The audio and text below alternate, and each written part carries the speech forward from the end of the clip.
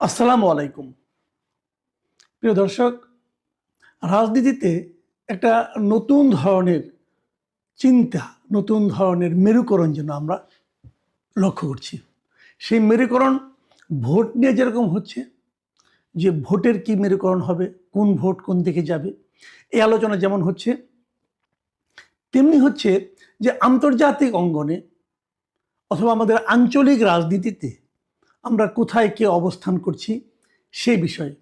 আপনারা জানেন, এই নতুন সরকার মানে এই ডক্টর ইউনূসের নেতৃত্বাধীন অন্তর্বর্তীকালীন সরকার দায়িত্ব নেওয়ার পর থেকে ভারতের সঙ্গে আমাদের সম্পর্ক ভালো যাচ্ছে না।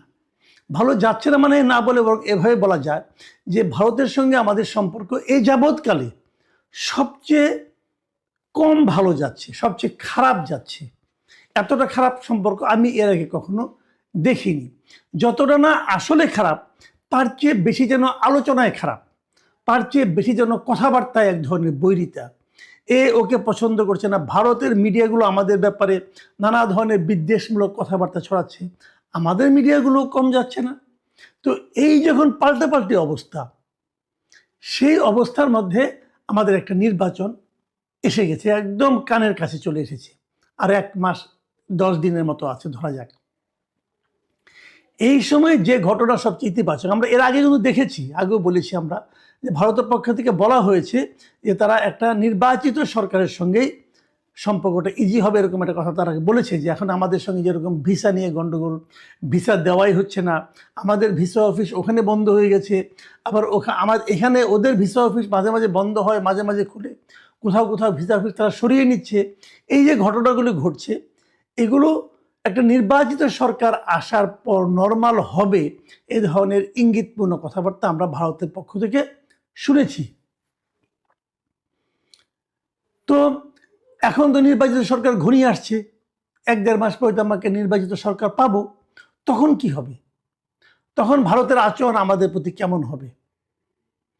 এটা কিন্তু এর মধ্যে আমরা এই যে বেগম খালেদা জিয়ার এই যে জানাজা, এই জানাজাকে কেন্দ্র করে এবং শেষকৃত্যকে কেন্দ্র করে বিভিন্ন প্রতিবেশী দেশগুলোর যারা নাকি সরকারি প্রতিনিধি দল আমাদের এখানে এসেছিল, সেই ঘটনার প্রেক্ষিতে আমরা যেন কিছুটা বুঝতে পারছি। কারণ ভারতের পররাষ্ট্রমন্ত্রী এস জয়শঙ্কর এসেছেন, এসে আবার চলেও গেছেন, ওনাদের বিশেষ বিমানে এসেছেন, ওভাবে চলেও গেছেন।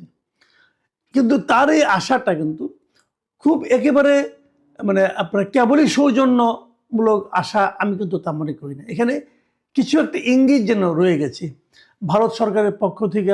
এই যে ভারত সরকারের এবং সরকার প্রধানের মোদির যে শোক বার্তা, সেটা তিনি তারেক রহমানের কাছে হস্তান্তর করেছেন, ওনার সঙ্গে ওনাকে সমবেদনা জানিয়েছেন, জানিয়ে আবার চলে গেছেন। এই সময়ে উনি কিন্তু আমাদের পররাষ্ট্র উপদেষ্টা অথবা প্রধান উপদেষ্টা কারোর সঙ্গে কোনো দেখাও করেননি, কথাও বলেননি। পররাষ্ট্র উপদেষ্টার সঙ্গে সৌজন্য বিনিময় হয়েছে শুনেছি, কিন্তু প্রধান উপদেষ্টার সঙ্গে উনি কোনো দেখা করার চেষ্টাও করেননি। প্রধান উপদেষ্টার সঙ্গে অবশ্য অন্য দেশের রাষ্ট্রদূত 2-1 নেপালের রাষ্ট্রদূত সম্ভবত দেখা করেছেন। তো এখন এই ঘটনার মাধ্যমে ভারত আসলে কি প্রমাণ করতে চাইল, এই জায়গাটা একটা বড় প্রশ্ন। আমার কেন যেন মনে হয় ভারত বোঝাতে চাইল যে আমরা এই অন্তর্বর্তীকালীন সরকারের সঙ্গে নেই, কিন্তু আগামী যে সরকার আসতেছে তাদের সঙ্গে আমরা সুসম্পর্ক বজায় রাখব।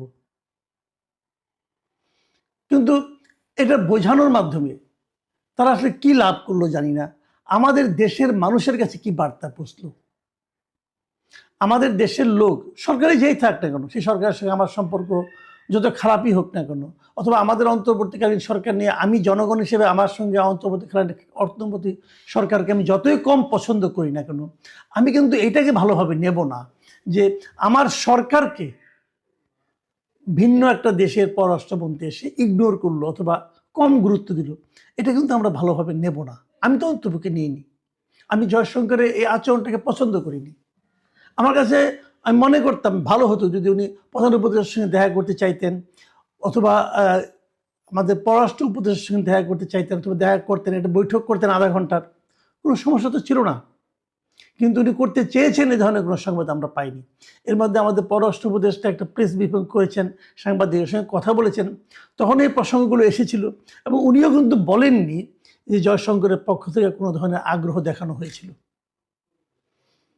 তার মানেটা হলো এই যে জয়শঙ্কর আসলে আগামী সরকার নিয়ে ভাবছেন, আমাদের বর্তমান সরকার নিয়ে ওনারা মোটেই ভাবছেন না।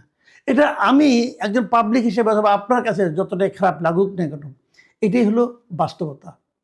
এবং এই বাস্তবতা থেকে আমরা কি ইঙ্গিত পাই? দেখেন, তারেক রহমান যখন দেশে ব্যাক করলেন, নানা ধরনের কথা কিন্তু বলা বলি হয়েছিল যে উনি কার কাছ থেকে সম্মতি নিয়ে, কার কাছ থেকে অভয় পেয়ে দেশে ঢুকলেন, এই প্রশ্নটা কিন্তু বারবার উঠেছিল। এটা উঠতো না, উঠেছিল কেন?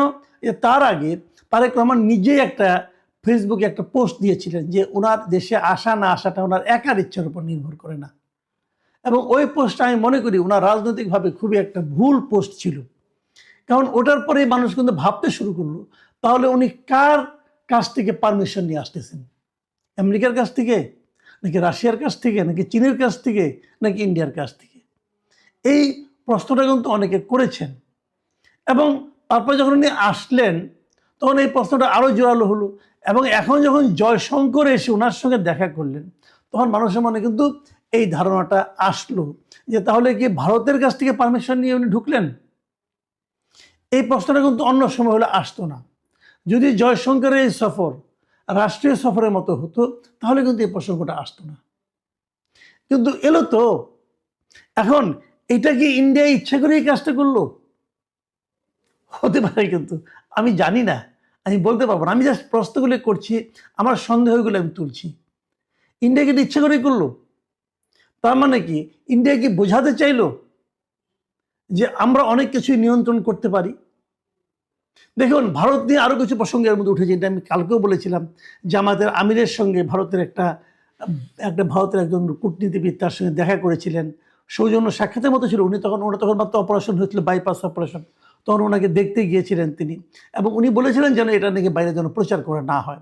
কিন্তু কিছুদিন তখন প্রচার না হলেও কিছুদিন পরে কিন্তু এই রিসেন্টলি জামাতের আমির ডক্টর শফিকুর রহমান এটা কিন্তু রয়টার্সের কাছে সেটা ওপেন করে দিয়েছেন। তো এইটা নিয়ে দেখলাম আবার কোনো মিডিয়া লেখালেখি করা শুরু করেছে যে জামাতের আমিরের সঙ্গে ভারতীয় কূটনীতিকের গোপন বৈঠক। আমি এই জায়গাটা কিন্তু আমি এই সাংবাদিকতাটাকে পছন্দ করিনি এই কারণে, এটা তো কোনো গোপন বৈঠক না রে ভাই। ওনার সঙ্গে সৌজন্য সাক্ষাৎ, এবং ডক্টর শফিকুর রহমানের সেই গার্ডস আছে বলে এবং তার নিয়ত পরিষ্কার বলে উনি কিন্তু পরবর্তীতে তার অনেক বড় একটা মিডিয়া, ইন্টারন্যাশনাল মিডিয়া কাছে ব্যাপারটা কিন্তু ক্লিয়ার করে দিয়েছেন। তারা কিন্তু এই ব্যাপার নিয়ে এমন না যে অন্য সাংবাদিকরা এটা আবিষ্কার করেছে, ডক্টর শফিকুর রহমান স্বীকার করেনি, বিষয়টা সেরকম নয়। ডক্টর শফিকুর রহমান নিজে থেকেই বলেছেন।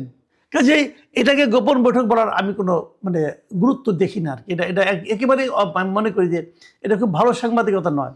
কিন্তু আমার কথাটা হলো, এই যে জয়শঙ্কর এলেন, উনি কি বিএনপির উপকার করলেন না ক্ষতি করলেন? দেখুন, আমাদের দেশের সাধারণ মানুষ, মাস পিপুল যাদেরকে আমরা বলি, তাদের মধ্যে কিন্তু আমাদের দেশে যে কোনো কারণে হোক, শেখ হাসিনার কারণে হোক, আওয়ামী লীগ সরকারের শাসনামলের কারণে হোক, আমাদের মধ্যে কিন্তু এন্টি ইন্ডিয়ান সেন্টিমেন্টটা একটু প্রবল। আমাদের দেশের মানুষ প্রতিবেশী হিসাবে ভারতকে অতটা পছন্দ করে না। এটাই রিয়েলিটি, এটাই বাস্তবতা।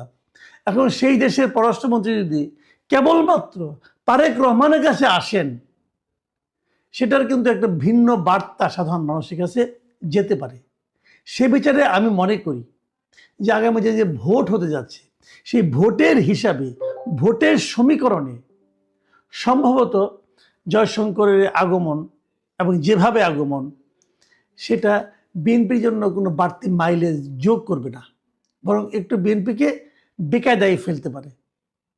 আবার যখন ভোটের সমীকরণের কথা বললাম, তখন আমি আরেকটা সমীকরণের কথা বলি।